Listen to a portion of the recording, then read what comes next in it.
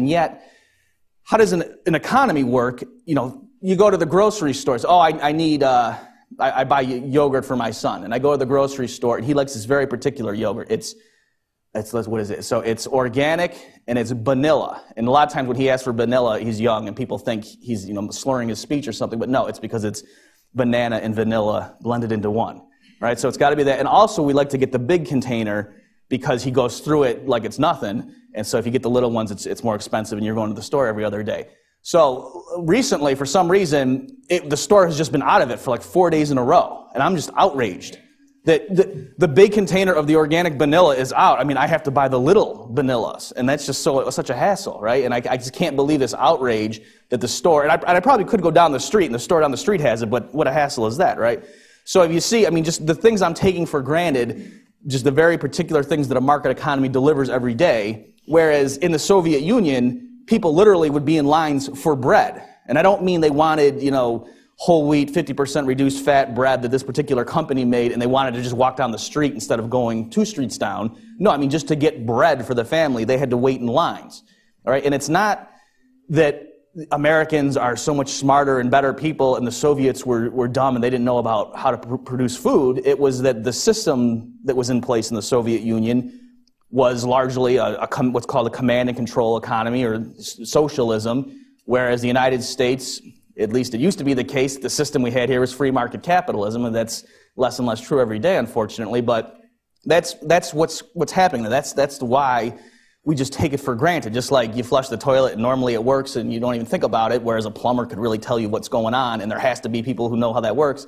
Same way a market economy, economists can tell you, at least if they're good economists, can tell you, why does that work? How is it the case that just think about all the people that are involved. When I go to this store, first of all, somebody must have arranged to have ordered all that food that's on the shelf that's just sitting there waiting for me to look over and to say, what do I want to buy?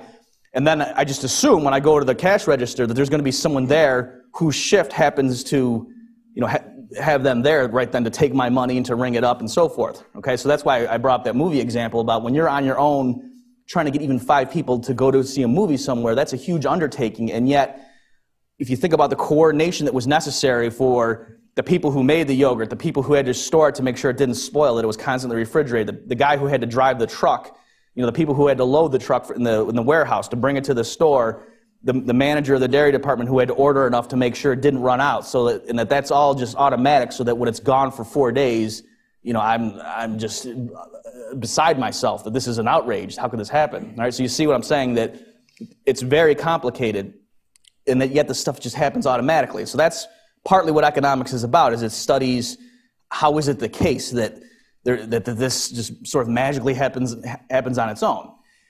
There's an economist in the 1800s that he was a French economist, and he said that it's a miracle that Paris gets fed. Right? That's the way he summarized this sort of wonder, that it's amazing that just all these things happen, that you don't see a bunch of Parisians just starving to death, whereas you do in communist countries.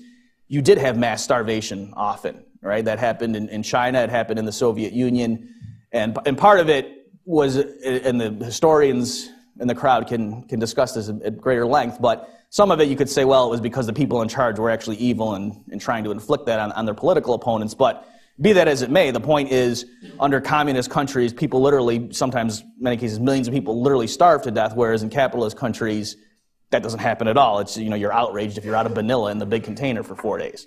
All right, so that's part of what economists do, and they study that and they understand how does this system work, whereas the average person who doesn't really know much about economics just takes it for granted and just assumes, yeah, you go to the store and there's food there.